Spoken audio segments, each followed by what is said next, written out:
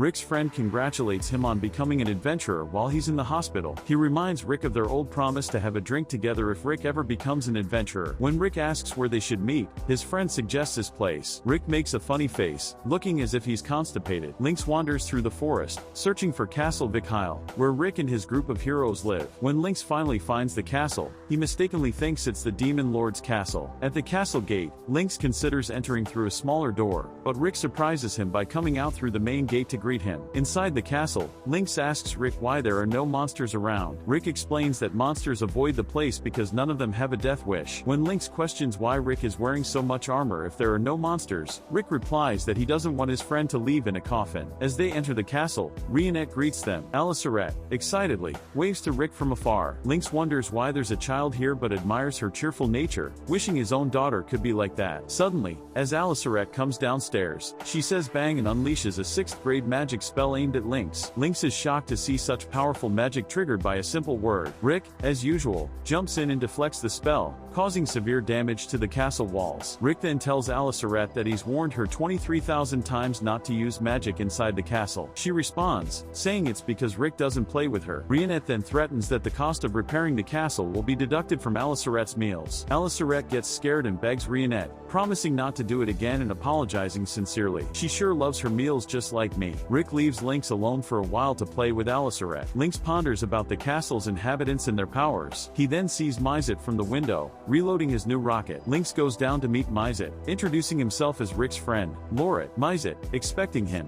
shows off his rocket, calling it the Ultra Fire Barrel Mk6 Patricia Custom, and mentions that making weapons is his hobby. He lets Lynx fire the rocket, which knocks Lynx back with its recoil. Lynx thinks that having a number of these weapons could win a war. On his way back, Lynx spots someone in the library. It's Brewston, reading books. Lynx wonders why an orc is in the library and assumes he must be an intellectual. Brewston invites him in, and Lynx is amazed by the collection of books. When Lynx asks if Brewston has read all the books, Brewston says he has read almost all of them but has fallen behind since he started teaching Rick. Lynx asks Brewston to teach him as he has taught Rick, and Brewston agrees. Rick learns that Brewston is instructing his friend, which terrifies him. Brewston uses the same method he did with Rick, throwing Lynx off a cliff with rocks tied to him, knowing he can resurrect if he dies. However, Rionette saves Lynx using a boar she plans to cook for dinner. Lynx thanks her, but Brewston grabs him again for training. Rick intervenes, saving his friend, who explains that Brewston promised to go easier on him. Rick warns him that trusting Brewston that he will go easy in training is one of the 3 mistakes one should avoid. Mizet comments that inviting Lynx was a bad idea, as things like this were bound to happen, and Rick agrees. Later, Rick and Lynx have tea. Lynx asks if Rionette is Rick's girlfriend, to which Rick denies, but Lynx insists she's a good girl. Rick agrees. During dinner, Lynx tells Rick to help Rionette with the chores to spend time with her, and to riz her up. Bro is assisting his homie unlike some of you simps who would never do it. While Lynx sits with the Irishalem Fist members at the table, they discuss Rick's skills. The orc explains that Rick, an S-ranker, can surpass everyone in the party if his skill activates in a life or death situation. Rick returns and tells Lynx it's impossible to help Rionette because she's a master maid who handles everything herself. The orc then inquires about the 6 magic orbs that grant access to Kaiser Alsapiet, the monster they aim to defeat. Lynx says he has no idea but will check with the secret quest-giving agency. They explain that the magic orbs are due to activate soon, as the 200-year cycle is about to complete. Rick and Brewston head to the guild to get a quest, where Ray, a former guild cleaner who recently became an adventurer, is watching them. She hates her previous role as a cleaner now that she's an adventurer. Rick and Brewston argue with the receptionist, who refuses to give them the task. Realizing they can take on the quest if they hire another person, Rick suggests this to the receptionist. The receptionist agrees and tells Ray to join them, which she does. They head into the forest for their task while Ray wonders what they're looking for. As they walk, Rick and Ray chat, and she asks his rank. When Rick says he's an F rank, Ray hopes she doesn't end up like this old late bloomer. Meanwhile, back at the castle, Mizet, the horny elf, uses his new device to turn invisible and create gusts of air without magic, trying to peek at Rionette's panties while she cleans a window. Brother's really using the best of his abilities to create a machine for this purpose. Rionette catches him in the act and destroys his silly machine. In the forest, Brewston finds the wyvern and punches it, while Ray, terrified, keeps shouting that it's dangerous and the wyvern will call for reinforcements. Rick takes her aside outside while Brewston fights off the wyverns coming from the nest. Suddenly, a wyvern falls near Rick, and he reassures Ray that it's just Brewston beating them up. Just then,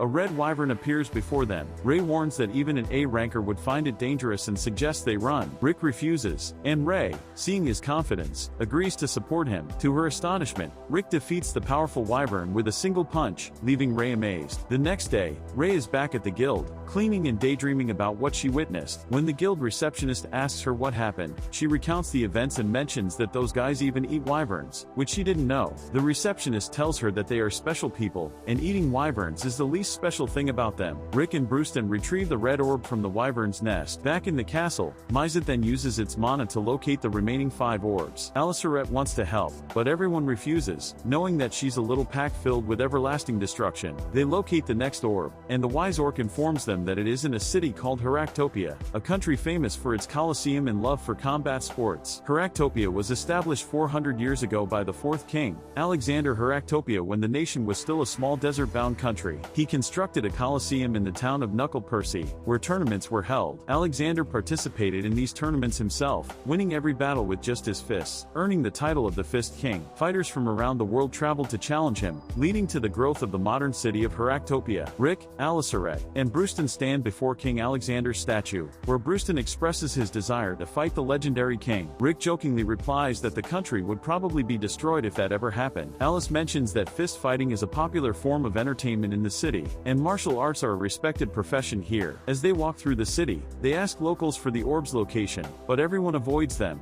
likely intimidated by Brewston's scary presence. They consider heading to the town hall, but then they spot a thug named Gold flirting with a pretty green-haired girl named Melicia. Brewston confronts Gold, dragging him to the back and beating him until Gold, humbled, calls Brewston boss. Brewston then shows the orb to Melicia and Gold, who are both amazed by the immense mana it contains. Both Melicia and Gold mention that they feel like they've seen a similar orb before but can't quite remember where. As they're talking, a rally passes by, showcasing the 5-time winner of the Fist King tournament. Melicia mentions that the tournament is the biggest event in the city, drawing around 500,000 spectators every year. Gold introduces the champion, Kelvin Your Wolf, who's on a 3-year winning streak. Brewston senses that Kelvin is highly skilled. Then, both Gold and Melicia notice the champion's belt and point out that it looks like the orb they've been searching for. Rick is stunned, realizing how difficult it will be to retrieve it. Brewston suggests they have to do anything to obtain the orb. Meanwhile, Kelvin is welcomed into the boxing ring after the rally where he spars and practices. His sensei apologizes for all the parade fuss, but Kelvin responds that a fighter must entertain his audience. At that moment, Rick and the others approach them. Kelvin's sensei tries to dismiss them, saying fans aren't allowed, but Rick, in a clumsy attempt to explain, says he needs the belt. Brewston steps forward, explaining that the orb and the belt belongs to one of their party members and they need it back. Kelvin replies that his nose is special and says his nose tells him that Brewston's story is true. He challenges Brewston to join the tournament and win the belt if he wants the orb. Brewston agrees without hesitation and leaves. Kelvin's sensei urges him to teach these intruders a lesson, but Kelvin remarks that they're incredibly strong, so strong that everyone in the ring would have been killed if they hadn't complied with their request. He goes on to describe Aliceret, noting her powerful aura despite her appearance as a maid, and Rick, who looks unimposing but has trained his body to be nearly indestructible. Kelvin acknowledges that Brewston, the orc, is the strongest of them all. Brewston later explains to Rick that they'll both be participating in the tournament. Rick will handle the battles in the west, while Brewston will take on the east. The fights will take place across the country, with Gold escorting Brewston in a caravan. Rick and Aliceret then head to Rick's first battle. The information desk attendant warns Rick that his opponent is formidable and has been winning every fight so far. While Rick waits for his opponent,